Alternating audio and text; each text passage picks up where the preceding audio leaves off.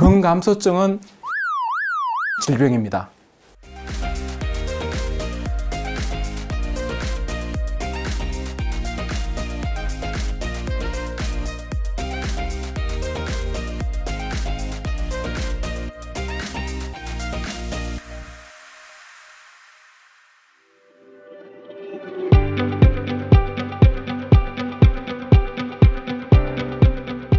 안녕하십니까.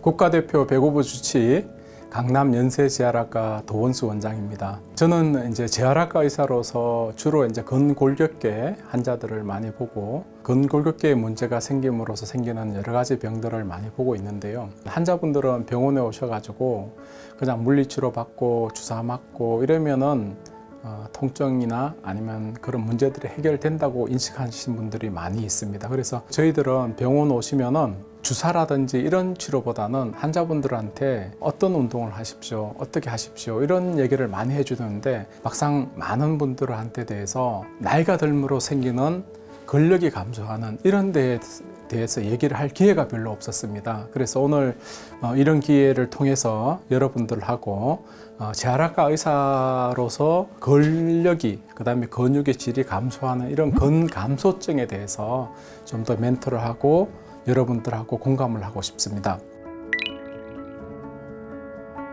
우리가 근감소증은 여러분들도 이제 실제로 좀 느끼실 거예요. 여러분들의 이제 부모님들도 어느 날 갑자기 허리가 꼬부정해지면서 이렇게 걷는 속도 좀 늘어지고 계단도 오를 때 뭔가 잡고 올라야 되고 그 다음에 이런 문제들이 좀 실제로 보실 거예요. 부모님 모시고 목욕탕을 이렇게 갔을 때 왠지 아버지 허벅지가 이렇게 줄어들고 엉덩이 근육도 좀 줄어들고 나이가 들어서 그렇구나 이런 생각을 하셨을 겁니다.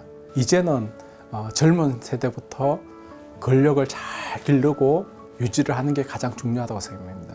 근감소증이라는 거는 전 세계적으로 WHO에서 2016년도쯤 이게 질병이다. 근력이 감소함으로써 생기는 게 여러 가지 문제가 많이 생기고 이거를 질병으로 정의를 하고 적극적으로 젊었을 때부터 관리를 해야 된다고 생각하는 어떻게 보면 하나의 새로운 분야라고 생각을 하시면 됩니다. 우리가 30대 때는 근력이 막 이렇게 좋죠. 잘 걸어 다니고 뭐 등산도 하고 좋지만 우리가 한 70세가 되면은 운동을 제대로 하지 않으면은 근력이 한 30%가 줄게 돼요. 실제적으로 몸무게 한 40% 내외가 이제 근육량이라고 생각을 하는데 만약에 70kg 같으면은 한 28kg 전후가 근육량이에요. 근데 이게 3분의 1이 준다는 말은 엄청 주는 거예요. 특히 이제 여자들보다는 남자들이 쑥 빠져요. 우리가 이제 로코모션 일을 하는데 이렇게 잘 걸어가는 게 되게 중요한데 잘 보시면은 어르신들 중에서 여자분들은 그나마 좀 좋으신데 남자분들은 엉덩이 살이 쑥 빠지고 허벅지 살이 쑥 빠지고 바지 입으면 바지가 헐렁헐렁하게 되고 그런 걸 보시게 될 거예요. 그래서 오늘은 근감소증에 대해서 제대로 알고 또 여러분들이 뭔가 필요한지를 잘 체크를 하시고 나이 드신 분뿐만 아니라 30세 이상 되신 분들은 적극적으로 좀 관심을 갖고 관리를 해야 될 부분이라고 생각합니다. 근감소증은 원인이 여러 가지가 많게 있지만 가장 중요한 거는 나이예요. 에이징 프로세스와 관계된 게 근감소증이고요. 그 다음에 뭐냐면은 단백질 섭취가 저하된 경우, 그 다음에 운동량이 부족한 경우, 운동을 하더라도 운동된 방법이 잘못되면은 근력이 감소하게 됩니다. 근감소증이 있으면 어떤 증상이 되냐면은 물론 근력에 힘이 없죠. 뭐 위에서 후라이팬을 이렇게 내리든 뭐 이렇게 후라이팬을 이렇게 들다 하더라도 힘이 없어서 잘 못 든다든지 빨래를 걸려고 할 때 이렇게 옮길 때도 힘이 없다든지 이런 증상들이 생기게 돼요. 그래서 우리가 생각할 때 이 근력이 떨어지게 되면은 건강상의 위험이라든지 사망률도 증가하게 됩니다. 근감소증은 이렇게 어떤 증상이 되면 걸음걸이가 이렇게 좀 늦어져요. 그 다음에 그로 인해서 일상생활이 좀 불편하게 되고 그래서 골다공증도 생기고 낙상도 생기고 골절도 잘 일어나고 근력이 감소하게 되면은 우리가 기초대사량이죠.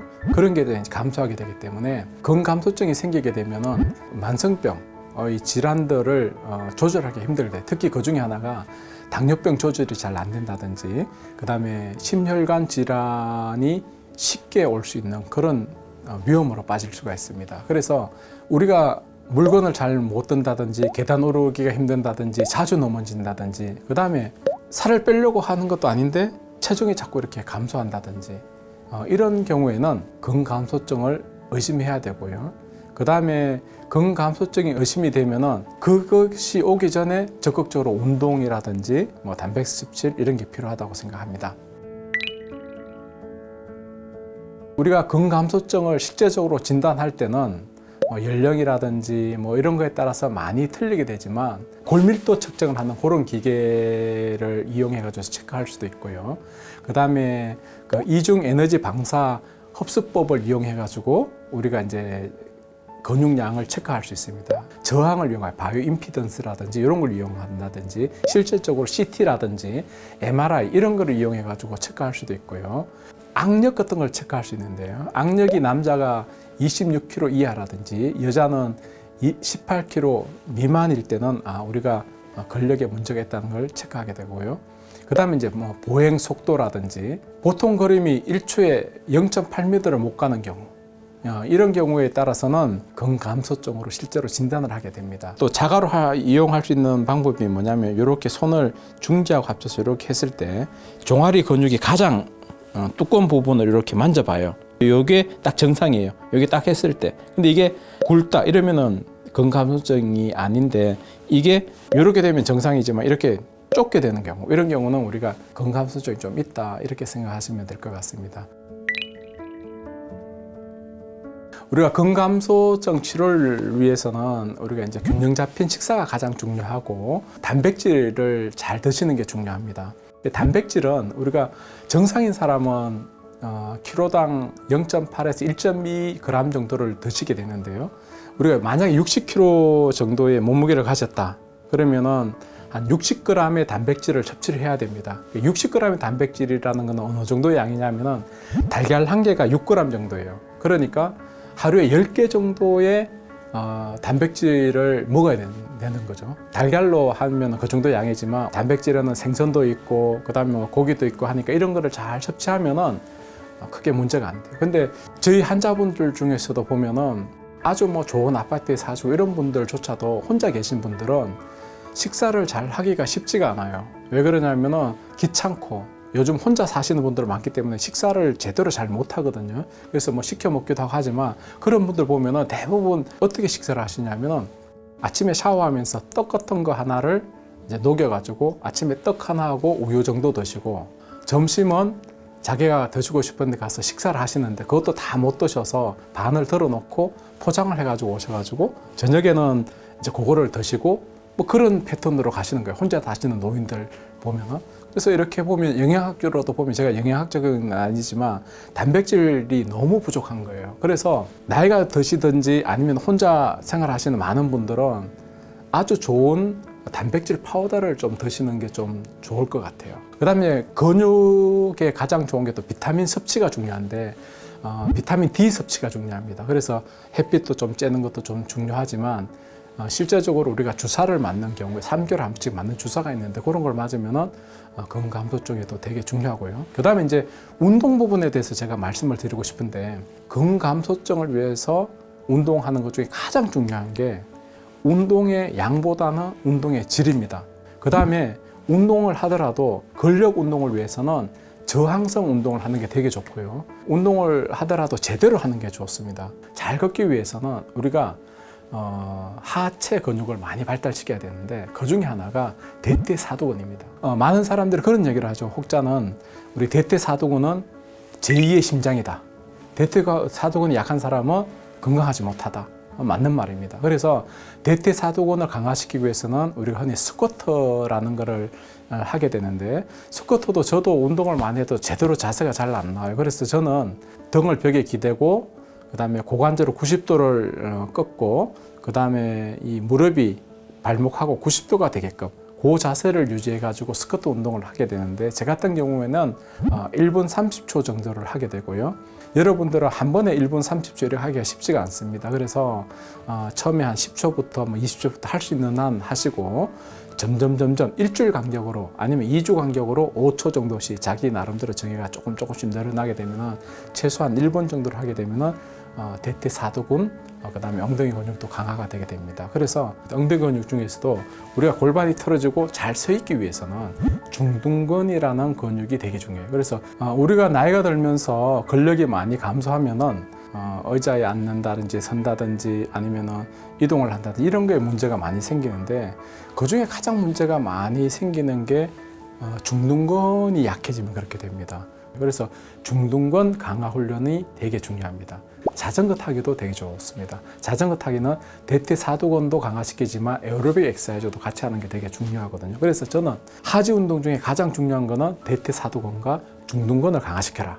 엉덩이 근육 중에서도 강화만 하는 게 아니라 스트레칭을 꼭 해야 될 게 이상근이라는 근육입니다. 그 이상근 근육의 스트레칭은 방법이 여러 가지가 있지만 자기에게 맞는 스트레칭을 하는 게 좋은데요. 제 같은 경우에는 무릎을 이렇게 해가지고 이렇게 쭉 눌러줍니다. 이렇게.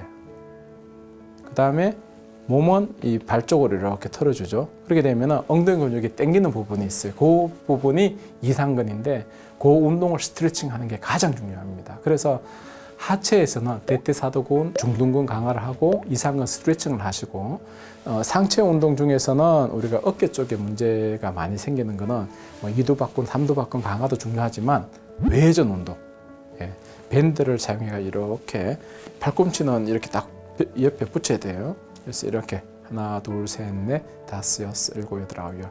이 운동을 하는 게 가장 좋습니다.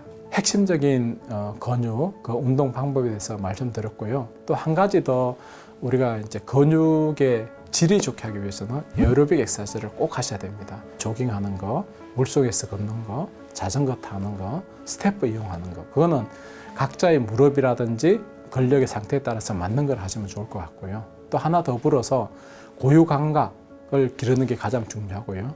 밸런스 트레이닝도 가장 중요합니다. 그거를 다 할 수 있는 게 한 발 자세로 서서 그 다음에 한쪽 발은 들고 그 다음에 중심을 잡은 다음에 눈을 감고 5초, 10초, 20초 개인 능량에 따라서 조금 늘려가는 게 맞습니다.